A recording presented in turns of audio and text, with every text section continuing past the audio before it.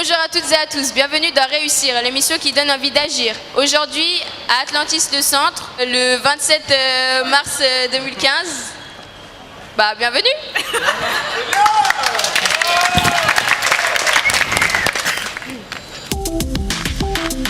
Réussir, l'émission qui donne envie d'agir. Ça veut dire quoi, réussir? Avoir un emploi, beaucoup d'argent, Être propriétaire? être épanoui au sein de sa famille. Et si le fait de réussir Consistait d'abord à être et faire ce qui nous ressemble. réussir, l'émission qui donne envie d'agir. Effectivement, nous sommes à Atlantis le Centre ce 27 mars 2015 en compagnie de la classe de première STMG du lycée Camus à Nantes. Bonjour. Ça fait plaisir de passer un bout d'après-midi avec vous et avec des dirigeants d'entreprise au nombre de 2. Lucille Négret, elle a créé une société de maîtrise d'œuvre dans le bâtiment. Elle sera la première invitée de cette émission Réussir. Il a repris la société Transport Urgent au pied du pont de Cheviray à Saint-Herblain. On ne voit que cette société lorsque on descend du pont. Il sera notre invité. Christophe Durand sera également avec nous dans Réussir.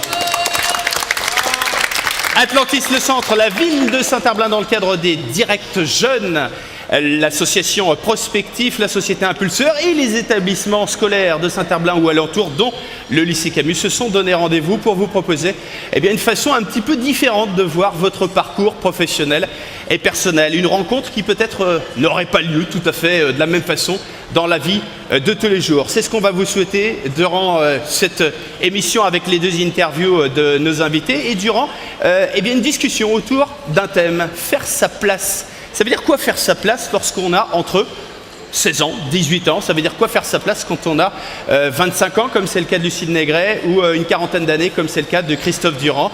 Quel est votre point de vue? Comment est-ce qu'on peut faire sa place dans la société aujourd'hui? C'est le thème de cette émission Réussir. On va commencer avec notre première invitée. Elle est déjà installée. Elle a créé, je le disais, la société Atelier 38. Je vous demande d'accueillir Lucille Négret. Réussir, l'émission qui donne envie d'agir. Bonjour Lucille Négret. Bonjour. Bienvenue dans cette émission. Approchez-vous du micro. Est-ce que vous avez déjà fait de la radio? Non. C'est une première. Alors c'est une première en plus en public, parce que nous, quand on fait de la radio, on la filme, et en plus on l'effectue en public. Est-ce que vous avez déjà été interviewé par des jeunes lycéens? La réponse est oui, forcément, oui, puisque vous avez préparé cette émission ensemble. Oui. Comment ça s'est passé, cette préparation? Très bien, on a bien discuté, je pense. Surtout que vous intervenez régulièrement au milieu scolaire.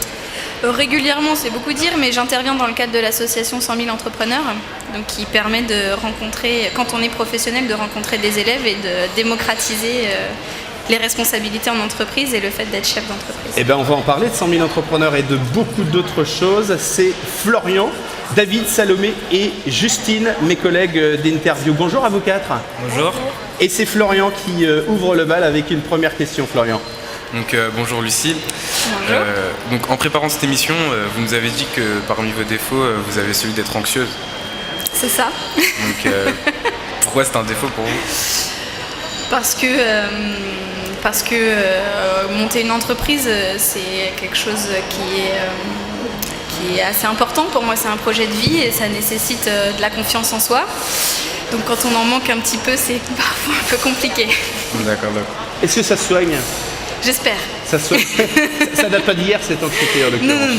Non. Il y a un traitement pour ça? J'ai pas trouvé. Oh. Salomé. On a évoqué votre parcours. Vous avez grandi à Croissac-en-Brière.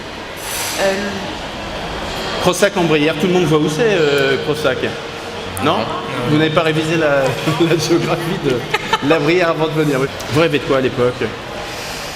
Pas d'envie précise? Non, rien de particulier. Non, même pas le rêve de jeune fille? Non. Un petit peu, Non, j'ai jamais rêvé de devenir prestige. Miss France, je suis désolée. Justine? Donc comme ça, vous n'aimez pas l'école. Non. Et dans ce cas-là, comment on fait pour embellir notre jeunesse? Pour embellir sa jeunesse, je sais pas, Quelle était votre façon de vous évader? pour moi, le sport, principalement. Et puis après, surtout les objectifs, les échéances en fait. À la fin du collège, il y a le brevet, à la fin du lycée, il y a le bac. Et tu vois, c'est des étapes qui font que tu dis, après, plus je grimpe les étapes et plus j'ai de la liberté. Donc ça fait partie des choses qui m'ont motivée. Ouais. Est-ce que vous avez déjà été inquiète pour votre avenir? Oui, Et vos parents, ils en pensaient quoi? terrible. Et au collège, vos difficultés scolaires s'atténuent puisque vous avez gagné en autonomie. Oui, c'est vrai que ça s'est assez atténué. Alors c'est pas que ça s'est atténué, c'est que j'étais plus libre de travailler comme j'en avais envie et donc d'assimiler les choses plus facilement pour moi, de manière plus facile. Donc Oui, c'est ça, c'est la méthode finalement qui vous convenait pas c'est forcément. ça a changé les choses. Au primaire, on est quand même très encadré, on n'a pas trop le choix et puis le travail scolaire à la maison, c'est des devoirs qui sont extrêmement encadrés. Au collège, on gagne beaucoup plus d'autonomie parce qu'on est censé nous apprendre à travailler tout seul. Donc moi, ça m'a permis de m'améliorer puisque j'avais le temps de comprendre différemment ce que je ne comprenais pas à l'école. D'accord. David, Et au lycée, vous choisissez une filière générale, un Ouais. bac économique et social. Ouais. Vous l'obtenez facilement. Facilement, ça veut Allez, dire avec une bonne note ou... faut livrer les dossiers là aujourd'hui. De toute façon, il y a prescription. Non, bon, j'ai eu un bon bac avec une bonne note, mais ça n'a pas été facile. Un bon bac, ça veut dire. Voilà, j'ai pas à me plaindre, j'ai une bonne note à mon bac, une bonne moyenne générale, mais Pour quelqu'un qui à la base n'aime pas trop l'école, passer un bac général, c'est pas forcément évident d'emblée. Et ensuite, vous optez pour un DUT génie civil. oui. Qu'est-ce qui vous attire dans ce secteur? La technique, le terrain, et puis un environnement qui est très différent de ce que je connaissais déjà. Vous avez l'impression de vous retrouver à l'étranger en arrivant dans ce DUT, dans ces études, racontez-nous. En fait, en bac économique et social, on parle d'économie et de sociaux. Et on ne parle pas de construction métallique, de plomberie, d'électricité, de mathématiques, enfin pas au niveau économique et social. Vous avez eu besoin de concret. En fait, ça a été horrible parce que les premières semaines, j'avais l'impression d'atterrir en Chine et de ne comprendre absolument aucun mot de ce qu'on me racontait. C'était vraiment terrible. Le fait d'être une fille, une jeune femme, parmi un univers à forte tendance masculine, comment ça se passe pour vous? Alors moi, ça m'a jamais posé aucun problème. Ça interroge beaucoup les gens qui m'entourent, mais moi, ça m'a jamais posé aucun souci. Et je pense même que c'est un univers pas que je recherche, mais que j'apprécie. Un univers plutôt plus masculin que féminin. Et alors pendant cette première année de DUT, vous allez faire une rencontre qui va vous révéler votre futur métier. Oui. Racontez-nous cette rencontre. C'est qui? Alors à l'IUT, l'équipe d'enseignants organise ce qu'on appelle des tables rondes et donc des professionnels viennent rencontrer les étudiants dans leur école et puis c'est l'occasion de présenter leur métier, de présenter leur entreprise et aux étudiants de pouvoir poser leurs questions. Et donc j'ai rencontré un chef d'entreprise nantais qui était dirigeant d'une grosse entreprise de maîtrise d'œuvre et de pilotage de chantier à Nantes. Et c'est là que j'ai découvert ce que je voulais faire. Je ne connaissais pas ce métier et ça a été la révélation. Qu'est-ce qui vous a intéressé? Et quel mot la personne a utilisé finalement pour vous engager dans cette voie? C'est pas vraiment des mots, mais c'est plutôt l'impression, le fait de pouvoir côtoyer et les gens sur le terrain et la personne qui conçoit ce qu'on est en train de construire et le fait de pouvoir interagir avec la totalité des membres d'une équipe de construction, de pouvoir aussi rencontrer les gens qui gèrent la partie financière, de pouvoir discuter avec les gens qui réalisent et qui ont un métier très manuel. Donc voilà, une mixité et puis aussi une mixité de lieux de travail et puis et de l'extérieur et du bureau. Ça c'est intéressant aussi. Florian? Vous choisissez de vous former en maîtrise d'œuvre et de pousser jusqu'à Bac plus 5. Oui. Donc pour quelqu'un qui n'aime pas trop l'école, c'est surprenant. Oui. Alors en fait, comme on en a parlé en classe, pour être maître d'œuvre, il faut soit passer par la voie professionnelle et donc grimper les échelons petit à petit, ou alors on a moyen de pousser les études et de réussir à intégrer la maîtrise d'œuvre tout de suite. Donc moi, comme c'est vraiment ce que je voulais faire, j'ai poussé et puis j'ai des parents qui m'ont aussi poussé à continuer l'école. D'accord. Pourquoi en alternance ensuite? Parce que j'aime pas l'école. Bah voilà, c'est peut-être ça la réponse Et finalement. Qu'est-ce que vous avez appris de plus grâce à l'alternance? L'alternance, c'est vraiment ce qui m'a permis de m'épanouir, de comprendre que c'était vraiment ça ce que je voulais faire. Ça m'a motivée pour m'accrocher au niveau scolaire parce que ça a vraiment été très difficile. Et puis l'alternance, c'est aussi un moyen de comprendre ce que va être ta vie après, de pouvoir t'affirmer, te positionner, changer d'avis. Enfin voilà, c'est la chance de Et pouvoir comprendre comment. Vous avez imaginé l'alternance, pardon de couper la parole Florian, est-ce que vous avez imaginé tous les quatre de vous former après le bac en alternance? non. Non Non. Vous l'avez pas imaginé encore, David? Pas trop encore. Non, pas trop encore. Ça pourrait être une bonne solution pour vous, d'après vous? C'est En encore écoutant les propos de Lucille. C'est encore loin? Ouais, un peu, ouais. Ça va venir vite, vous êtes en première? Ouais. Après le bac? Bon, faut voir. Vous y réfléchirez. Vous avez une question, Florian, du coup? Oui. Est-ce que cela vous a demandé plus de motivation encore, vu entre enchaîner alternance et les cours avec? Oui. Ouais. Oui, parce que les journées sont longues. Quand on travaille et quand on travaille en maîtrise d'œuvre, on commence tôt le matin, on finit tard le soir. Et comme on est en alternance, il y a des contrôles qui arrivent quand on est censé retourner à l'école, donc il faut aussi travailler les cours. Ça fait 2 journées en une? C'est ça. Quand Ouais, on c'est ça. rentre du boulot, qu'il est 20h et qu'à 9h, après avoir dîné, il faut se mettre à réviser, c'est pas forcément glamour. Alors, une fois diplômé, qu'est-ce qui se passe? Ça, c'est la question de Salomé. Une fois diplômé, vous avez décidé de partir en Afrique pendant 1 an. Vous faites un service volontaire. Pour y faire quoi? Qu'est-ce que vous retenez de cette expérience? Alors, j'avais très envie d'expatriation et moi j'ai eu une super opportunité, donc j'en ai profité. Donc je suis partie à Nairobi pour entrer dans une équipe, ça s'appelle une antenne immobilière, ça fait partie de nos services à l'étranger, enfin des services français à l'étranger.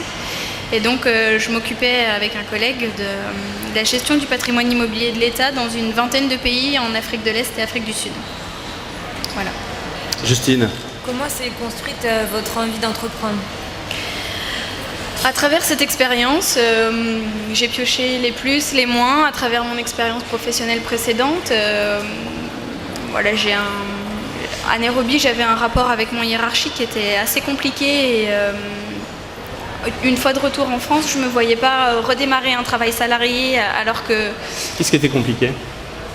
En termes de relations, ça s'est pas très bien passé. On avait une relation hiérarchique directe, j'avais très peu d'autonomie et je me suis rendu compte que c'est quelque chose qui me convenait pas. Il vous a rendu service en fait. Que grâce Oui, à ça, bien ça sûr. a peut-être accru encore votre envie d'entreprendre. Ça fait partie des éléments qui m'ont vraiment décidé à sauter le pas. En fait, en rentrant en France, je me voyais vraiment pas retourner dans un travail salarié avec une hiérarchie présente et ça m'avait fâchée en fait. Donc je pense que ça aurait été compliqué de reprendre quelque chose un emploi salarié. Donc oui, ça m'a vraiment poussée à sauter le pas. Justine? Avez-vous été accompagnée durant vos démarches? J'ai essayé comme je me suis lancée un peu toute seule, comme ça, à l'improviste, j'ai décidé un peu au dernier moment. J'ai essayé d'avancer toute seule au maximum et puis arrivé devant un problème que je n'ai pas réussi à résoudre, j'ai cherché à me faire aider, oui. De toute façon, il y a des choses pour lesquelles on ne peut pas forcément être compétent pour tout, donc il faut aller chercher de l'aide, oui. David? Votre entreprise a vu le jour en novembre 2014, sous forme d'auto-entreprise. Pourquoi ce choix? En fait, l'auto-entreprise, c'est quelque chose qui permet d'être assez libre et dans les démarches et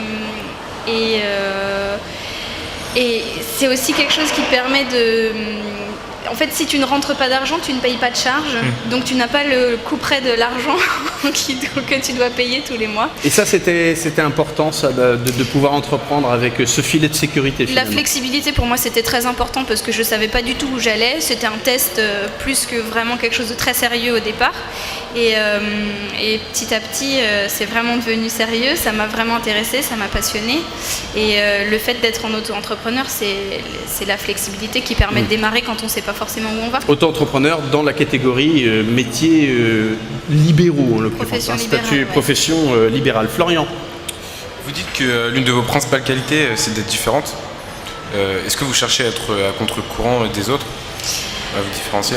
Je cherche pas forcément, mais naturellement, il se trouve que je le suis. Pas consciemment, en fait. Non, C'est ça non, que vous dites. non, ouais. Mais oui, naturellement, vous l'êtes. Exemple? J'ai les cheveux courts. Ah, ça, jusqu'ici, ça va. Non, mais par exemple à l'école, mes copines, elles avaient des discussions de filles. Moi, je faisais du VTT cross, c'était un peu gadou et un peu garçon. Donc voilà, ça a toujours fait la différence. Ouais.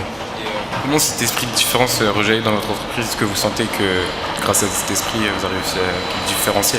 C'est une plus-value pour votre entreprise? Je sais pas si c'est grâce à cet esprit, mais je pense que ça aide, oui, parce que c'est un pari, et c'est osé, c'est un choix de vie,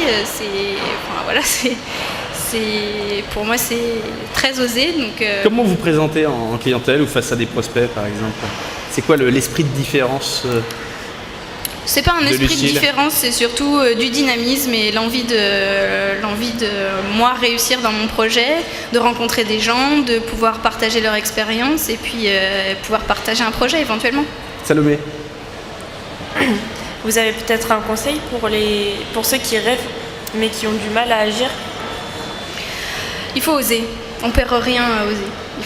Il faut oser. Moi, je préfère avoir osé et si je ne réussis pas à développer cette entreprise, c'est pas dramatique. Je rebondirai sur autre chose.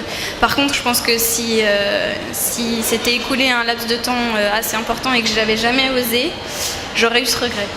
Mais oser, c'est forcément comme ça une intention. Ouais. Comment est-ce qu'on passe de l'intention à l'action très concrètement? C'est quoi je sais pas, peut-être les petites astuces du quotidien qui vous permettent d'oser? Pas trop réfléchir. Vous n'avez pas trop réfléchi? Vous réfléchissez d'ici la fin de l'interview, David? Qu'est-ce qui a changé depuis que vous êtes entrepreneuse? Ma vie quotidienne. Et vous êtes plutôt une combattante ou une battante? Yarouba dans le public. Plutôt une combattante ou plutôt une battante? Plutôt une battante. Ouais, comment ça? faut être plus précis. Il peut pas se satisfaire d'une réponse trop courte. Il a raison. Je sais pas, dans combattant, il y a aussi l'idée de combattre quelqu'un, combattre quelque chose. Moi, je suis pas là pour combattre quelque chose, je suis juste là pour m'amuser et faire que ma vie elle soit cool et que tous les jours j'ai envie de me lever pour faire ce qui me plaît. C'est intéressant votre question. Oui, allez-y, Yarouba. Non, j'ai fini. D'accord, vous avez fini. C'est intéressant la question de Yarouba parce qu'il y a des moments où on a tendance à vouloir prouver aux autres quelque chose. Est-ce qu'il vous est arrivé de prouver, de chercher à prouver aux autres et là pour le coup d'être dans une posture plutôt de combattante? Après j'ai un métier où j'évolue dans un milieu très masculin. Étant une fille, on a souvent besoin de prouver de quoi on est capable. Donc oui, après c'est pas forcément un besoin de prouver quelque chose, c'est aussi pour avancer professionnellement, il faut pas se laisser marcher sur les pieds et puis il faut faire sa place. Ah bah oui, tiens, c'est bien, vous êtes en train de teaser sur la discussion qui aura lieu en dernière partie de cette émission. Je crois que Laïla avec une question tout à l'heure. Je vous ai vu dans mon dos. Et là, est-ce que pour l'instant, votre vie, vous la trouvez cool ou pas? Oui. Bah, tant mieux. Elle est sympa votre vie? Je vous avais dit, c'est des discussions qu'on n'aurait pas forcément dans la vie de tous les jours. Ma vie elle est chouette, je fais ce que je veux, j'organise mon emploi du temps comme j'ai envie, j'ai pas un chef qui est directif avec moi et qui, si tu veux, ce qui me gênait dans mon emploi précédent, c'est que les solutions techniques à apporter étaient extrêmement dirigées et j'avais pas mon mot à dire. Bon là c'est moi qui choisis. Au jour d'aujourd'hui, est-ce que là, vous arrivez à gagner votre vie? Non. Non. Pas encore? D'ici Non. combien de temps? Je sais pas. Je sais pas. Je sais pas. Vous n'avez pas quelques prévisions à l'esprit? Quelques prévisions? À l'esprit, non Non, pas spécialement. Déjà, si j'arrive à boucler l'année, ce sera bien. C'est déjà Je serai intéressant. contente, ouais. Salomé? Est-ce que vous pouvez nous raconter une anecdote? Vous avez le cœur à l'anecdote en général? Une anecdote. Une histoire de quoi, Salomé? De fierté, une belle rencontre ou une anecdote amusante, peut-être? Un moment que vous gardez à l'esprit? Oui, en fait, quand je suis rentrée en DUT, je vous ai dit, pour moi, c'était assez compliqué parce que c'était un univers complètement nouveau, je comprenais pas tout, ça a été très compliqué au niveau scientifique parce que j'arrivais d'une formation principalement économique et sociologique. Et donc, j'ai démarré très bas dans le classement puisque, donc, en fait, à chaque semestre, les étudiants sont classés selon leurs notes. Donc j'ai démarré en bas du classement. Et donc à la fin de mon DUT, j'ai terminé 8e de promo, donc je suis très fière de moi. C'est bien, bravo, rien que ça mérite quand même des applaudissements. On voit bien que l'audace et la persévérance, ça paye. Justine? Pour vous récompenser, vous allez surfer. Vous avez un spot à nous conseiller? Ah oui, les Sables d'Olonne. C'est là qu'on peut vous retrouver le week-end? Par exemple. J'ai toujours habité au bord de la mer et pratiquer ce sport, ça me permet C'est ce que je disais, en fait on passe à la machine et quand on sort on est tout propre, tout beau et on peut redémarrer en laissant derrière soi tout ce qui était un peu négatif. Donc ça permet de redémarrer à zéro. Quand on dirige une entreprise, est-ce qu'on prend le temps suffisamment de se récompenser? Alors, et de s'équilibrer finalement, ça parle de ça. Moi je démarre donc j'ai le temps de me récompenser. Encore que, est-ce que vous le prenez ce temps-là? Oui. Oui, ça fait partie des choses qui me tenaient à cœur pendant cette année de lancement d'entreprise. Et c'est une vraie qualité de vie de pouvoir faire ce que je veux quand je veux, de pouvoir m'amuser, et puis ça fait partie de l'expérience. David, de quoi êtes-vous convaincu? De quoi je suis convaincue? Que mon idée est bonne et que mon entreprise va réussir. Ce qu'on vous espère en tout cas. Merci. Florian, le mot de la fin? Ça veut dire quoi réussir pour vous en fait? Qu'est-ce que ça veut dire réussir? Ça veut dire être heureux dans ses baskets, pouvoir s'amuser et puis avoir envie de continuer. On peut s'amuser professionnellement? Bien sûr, j'espère. C'est même obligé, il paraît. Merci beaucoup. Lucine Négret était la première invitée de cette émission Réussir. Réussir, l'émission qui donne envie d'agir.